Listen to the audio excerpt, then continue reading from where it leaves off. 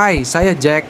Kisah yang akan saya ceritakan ini adalah pengalaman paling mengharukan yang pernah saya alami dan terjadi di Gunung Salak, tepatnya di Kawah Ratu. Pada malam ini, saya ingin berbagi tentang tragedi yang saya alami ketika menjadi mentor dalam sebuah acara pramuka di salah satu sekolah di Jakarta. Acara ini membawa kenangan pahit karena 6 orang meninggal dunia akibat menghirup gas beracun. Malam itu, saya tengah memimpin sebuah perkemahan. Perkemahan ini merupakan bagian dari kegiatan ekstrakurikuler yang saya bimbing di sebuah SMP negeri di Jakarta Selatan. Kegiatan ini bertujuan untuk mengenalkan alam kepada para siswa, memberikan mereka pengalaman baru, dan membekali mereka dengan berbagai ilmu dari alam. Tragedi ini terjadi pada tanggal 7 Juli 2017. Saat itu, kami sudah menyusun rencana dan melakukan survei lokasi untuk perkemahan ini. Bersama 4 orang lainnya, kami berangkat naik kereta dari Bogor menuju Cidahu. Perjalanan malam itu sangat sepi, tidak ada pendaki lain, dan kondisi sangat gelap. Setelah tiba di pos jaga Cidahu, kami melaporkan keberadaan kami. Namun, karena hanya berkemah di bumi perkemahan, kami diizinkan masuk tanpa perlu mendaftar malam itu. Kondisi di bumi perkemahan sangat gelap dan sunyi, tidak ada satu warung pun yang buka. Kami berlima, 3 laki-laki dan 2 perempuan, memutuskan untuk membuka tenda dan mulai memasak makan malam. Ketika kami sedang menikmati makan malam, seekor kucing lewat di tengah-tengah kami, hanya menengok dan mengeong, lalu hilang dalam kegelapan. Itu adalah kucing biasa, bukan kucing hutan. Kami mengabaikannya dan melanjutkan kegiatan kami. Setelah makan, kami tidur bersama di dalam tenda. Namun, sekitar setengah jam kemudian, saya terbangun oleh suara perempuan yang mengalun panjang dalam kegelapan malam. Suara itu membuat kami semua terbangun. Dalam ketakutan, kami hanya bisa berdoa memohon perlindungan. Akhirnya, tanpa sadar, kami tertidur kembali hingga pagi tiba. Pagi itu kami bangun subuh-subuh dan suasana masih sangat sepi. Sekitar pukul 6.30 pagi, mulai ada aktivitas seperti orang yang datang untuk mandi atau mencuci muka. Saat itu, seorang petugas akhirnya datang dan kami meminta maaf karena semalam tidak melapor. Kami menceritakan kejadian semalam dan mulai memeriksa kondisi serta jalur menuju Kawah Ratu. Saat survei, kami sempat bertemu dengan salah satu guru lama saya yang kami panggil Babeh. Beliau memiliki kelebihan dalam hal-hal gaib. Babeh mengatakan, "Tahu nggak, semalam ada sosok perempuan berbaju putih terbang di atas tenda kalian." Cerita ini sempat membuat kami terdiam sejenak. Namun, kami memutuskan untuk fokus pada persiapan acara. Peserta perkemahan berjumlah sekitar 30 orang, didampingi oleh 15 panitia dan 10 mentor. Kami berangkat pada hari Jumat setelah salat Jumat dengan bus tronton. Dalam perjalanan, kami sempat diikuti oleh ambulans dengan sirin menyala. Anehnya, meskipun kami memberi jalan, ambulans itu tetap mengikuti kami hingga keluar tol. Setelah sampai di lokasi sekitar pukul 5 sore, suasana setelah hujan menyambut kami. Malam itu kami mengadakan diskusi ringan setelah makan malam. Anak-anak sangat antusias berpendapat tentang cara meningkatkan kepramukaan. Diskusi berjalan hingga pukul 10 malam dan kami mengingatkan semua peserta untuk beristirahat. Besoknya kami akan pergi ke Kawah Ratu. Pagi harinya saya bersama mentor lainnya memeriksa kondisi jalur ke kawah. Kami berjalan lancar dan cuaca sangat bersahabat. Di pertigaan jalur kami bertemu dengan Mang Jaja, pemilik warung, dan berhenti sejenak untuk ngemil. Ketika hujan gerimis mulai turun, kami memutuskan untuk lanjut perjalanan dengan tetap waspada. Sebelum berangkat, kami mengingatkan peserta untuk menjaga sikap dan selalu bersama rombongan. Perjalanan kami menuju Kawah Ratu penuh dengan doa dan semangat, mengingatkan saya pada kenangan masa sekolah dulu saat mengikuti kegiatan pramuka. Setelah istirahat sejenak di warung di bibir kawah, kami melanjutkan perjalanan menuju kawah. Setibanya di sana, kami mempersilakan peserta untuk membeli minuman atau camilan di warung. Sementara itu, beberapa mentor termasuk saya memutuskan untuk turun ke kawah dan memeriksa kondisi. Kami turun ke kawah dalam kelompok kecil, sekitar 7 orang. Sesampainya di bawah, kami mulai menyisir kawah untuk mencari batasan hingga mana peserta bisa mendekat. Setelah memastikan area aman, kami mengambil beberapa foto dan menikmati pemandangan sebelum kembali naik. Saat kami kembali naik, ketua panitia memastikan agar anak-anak tidak dilepas tanpa pengawasan. Kami memberi batas waktu maksimal 15 menit di kawah sebelum mulai naik kembali. Tiba-tiba, saya mendengar suara teriakan panik dari arah kawah. Insting saya langsung menyuruh untuk bergerak cepat. Saya segera berlari menuju kawah dan menemukan banyak tubuh bergelimpangan di sekitar aliran air kecil. Beberapa di antaranya tampak pingsan. Kami segera meminta bantuan dari mentor lainnya. Dalam kepanikan, saya mencoba memberikan napas buatan kepada salah satu korban, namun tidak ada respon. Teman-teman mentor lainnya juga segera membantu membawa korban yang pingsan ke warung terdekat. Situasi semakin genting ketika salah satu panitia, Nafi, menemukan adiknya pingsan dan nyaris jatuh ke jurang. Untungnya, Kai berhasil menyelamatkan Nafi dari kejadian yang lebih parah. Kami berusaha keras untuk membantu korban dengan memberikan mereka minum susu dan mengganti pakaian basah mereka agar tidak terkena hipotermia. Beberapa korban sadar, namun masih tampak bingung dan syok. Teman-teman pendaki yang ada di sekitar kawah juga ikut membantu membawa korban ke tempat yang lebih aman. Tim penyelamat akhirnya tiba dan memeriksa keadaan korban satu persatu. Salah satu korban, yang kami sebut Antil, tampaknya dalam kondisi kritis. Petugas penyelamat memberitahu kami bahwa Antil mungkin sudah tidak ada. Meskipun suasana sangat tegang dan sedih, kami tetap mencoba mengkoordinasikan bantuan sebaik mungkin. Dalam kepanikan, kami segera membawa korban yang paling kritis, termasuk Until, ke rumah sakit di Cianjur. Sepanjang perjalanan menuju warung terakhir sebelum kawah, kami terus memantau kondisi mereka. Nafi, yang tadi menemukan adiknya dalam keadaan pingsan, bersama Andi dan Jun, yang masih belum sadarkan diri, menjadi fokus perhatian kami. Saat itu, saya bersama Ceking dan seorang mentor perempuan, Didik, berusaha sebaik mungkin untuk mempertahankan hidup mereka. Kami mencoba berbagai cara, termasuk memberikan minyak angin dan nafas buatan. Walau nafas mereka masih ada, kami sadar perlu segera mendapatkan bantuan medis. Beberapa jam kemudian, Didik memutuskan untuk turun ke bawah mencari bantuan. Sementara itu, kami tetap berusaha menjaga korban. Keadaan semakin tegang ketika Ahmad tiba-tiba melakukan gerakan pencaksilat dalam keadaan setengah sadar. Kami berusaha menenangkannya, namun tampak jelas ia sedang kerasukan. Kami terus berusaha sekuat tenaga. Situasi semakin genting ketika bantuan medis akhirnya datang dan kami mulai memindahkan korban ke bawah. Di tengah proses evakuasi, saya baru sadar bahwa saya tak memakai alas kaki. Tapi rasa sakit di kaki tak terasa karena adrenalin yang mengalir. Kami membawa korban yang masih pingsan ke perkemahan dan menunggu ambulans. Di tengah kekacauan itu, saya terus berdoa, berharap semua akan selamat. Sampai akhirnya, tim penyelamat membawa mereka ke rumah sakit di Cibadak dan PMI Bogor. Malam itu semakin larut. Kami memastikan semua korban sudah dievakuasi dan mendapatkan perawatan medis. Beberapa korban, seperti Andi dan Jun, masih dalam kondisi kritis. Sementara Ahmad dan yang lain mulai menunjukkan tanda-tanda kesadaran.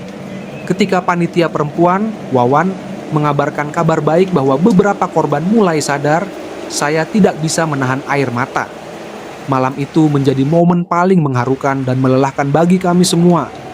Tepat setelah kenyataan pahit terungkap bahwa ketiga anggota tercinta kami, Anti, Jun, dan Andi, telah meninggal dunia, situasi semakin kacau.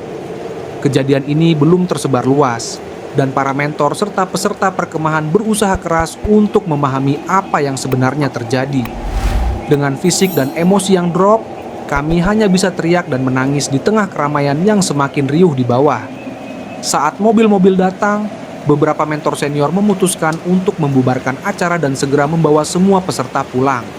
Saya bersama Ceking dan beberapa mentor lainnya tetap tinggal untuk membantu proses evakuasi ke rumah sakit di Cibadak, Sekarwangi. Saat kami sampai di rumah sakit, kami hanya bisa diam, kosong, masih tidak percaya dengan apa yang terjadi. Korban-korban yang berjatuhan, beberapa yang belum sadar, dan yang sudah diidentifikasi wafat menjadi pemandangan yang sangat menyayat hati. Anak-anak ini sangat dekat dengan kami, seperti kakak adik yang selalu bersama. Sekitar pukul 12 malam, saya dan Wawan masuk ke ruang perawatan pertama. Ahmad sudah mulai sadar, tapi masih dalam kondisi lemah. Andi dan Jun sudah dipastikan meninggal. Situasi di rumah sakit semakin tegang, dan saya berusaha untuk tetap kuat di hadapan para korban yang masih hidup. Kami mencoba menenangkan diri, meskipun sulit untuk mengatasi emosi yang campur aduk. Setelah mengidentifikasi para korban yang meninggal, kami membawa mereka ke kamar jenazah. Pemandangan di sana sangat memilukan, dengan tubuh-tubuh yang terbujur kaku dan cairan putih yang keluar dari tubuh mereka. Saya tidak bisa menahan air mata. Pikiran saya terus berputar, mempertanyakan kenapa ini terjadi pada mereka, bukan saya. Mengapa anak-anak ini yang menjadi korban, padahal saya dan mentor lainnya juga berada di kawah lebih dulu dan lama. Proses evakuasi dan identifikasi berlangsung hingga pagi. Ketika orang tua para korban datang, suasana semakin haru dengan tangisan dan kepiluan yang tidak bisa diungkapkan dengan kata-kata. Assalamualaikum. Saya menghampiri keluarga korban, mencium tangan mereka dan meminta maaf. Maafkan saya, Pak. Saya tidak bisa berbuat banyak, kataku sambil menahan air mata. Bapak korban merangkulku. Tidak apa-apa, Nak. Ini mungkin sudah takdir. Pagi itu keluarga korban berdatangan dan suasana menjadi sangat haru. Kami hanya bisa terdiam, tidak percaya dengan apa yang terjadi. Jenazah mulai dibawa satu persatu menggunakan ambulans. Beberapa keluarga memutuskan untuk membawa jenazah ke kampung halaman mereka di Jawa Tengah untuk dimakamkan di sana. Saya terus meminta maaf kepada keluarga korban, merasa sangat bersalah. Namun, mereka menerima dengan ikhlas, meskipun kesedihan jelas terlihat di wajah mereka. Setelah semua jenazah dibawa, kami kembali ke sekolah untuk menghadiri acara doa bersama yang diadakan oleh pihak sekolah. Acara ini bukan acara sembarangan. Kami sudah mempersiapkannya dengan baik, termasuk perizinan dari pihak sekolah dan orang tua. Tujuannya adalah untuk memberikan pengalaman berharga kepada para siswa selama liburan sekolah. Namun, tragedi ini mengubah segalanya. Malam itu, sekolah mengadakan acara doa bersama dengan menyalakan lilin untuk mengenang para korban. Kami semua sangat terpukul, terutama karena para korban adalah anak-anak yang sangat dekat dengan kami. Mereka bukan hanya peserta, tetapi sudah seperti keluarga. Setelah acara doa bersama, saya, Ceking, dan beberapa mentor lainnya mengunjungi Ahmad yang masih dirawat di rumah sakit. Kondisinya masih lemah dan butuh waktu berbulan-bulan untuk pulih sepenuhnya.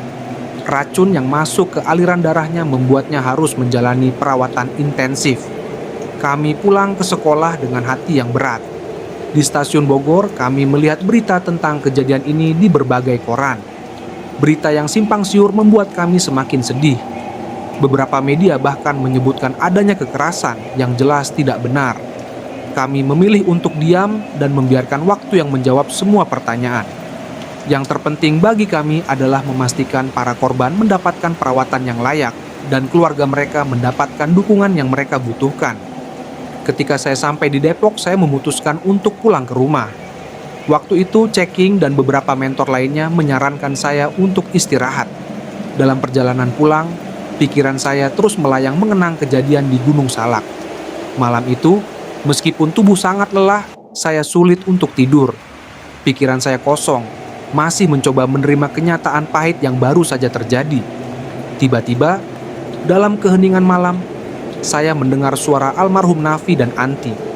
Mungkin itu hanya ilusi, tapi suara mereka terdengar begitu nyata. Saya mencoba memaksakan diri untuk tidur, namun kembali terbangun dengan mimpi yang sangat jelas.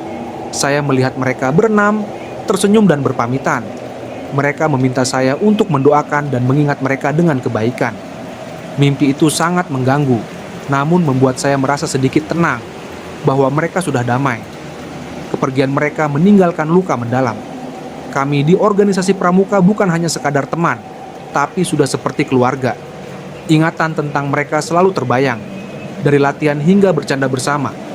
Bahkan lagu "Jika Itu Yang Terbaik" dari Ungu yang sering kami nyanyikan bersama, menjadi kenangan yang tak terlupakan. Rasa kehilangan sangat besar dan tidak mudah untuk dilupakan. Saya mencoba menerima kenyataan ini meskipun traumatik. Setelah kejadian itu, saya sering mengunjungi makam mereka untuk berdoa dan mengenang kebersamaan kami. Kehilangan ini membuat saya lebih menghargai setiap momen bersama mereka. Saya bangga pada Andi, ketua panitia yang sangat bertanggung jawab. Kenangan tentang perjuangan dan kebersamaan kami akan selalu menjadi bagian dari hidup saya. Suatu hari, saat mengunjungi makam Andi, saya teringat betapa bersemangatnya dia saat kami mendukung tim sepak bola Milan yang menang Liga Champions 2007. Hal-hal kecil seperti itu yang membuat saya tersenyum di tengah rasa kehilangan. Berbicara tentang ini membuat saya merasa lega, meskipun rasa trauma itu masih ada. Saya berharap pengalaman ini bisa memberikan pelajaran berharga bagi yang mendengarnya. Kami hanya bisa berdoa dan menerima takdir yang sudah ditentukan. Pengalaman di Gunung Salak mengajarkan banyak hal kepada kami.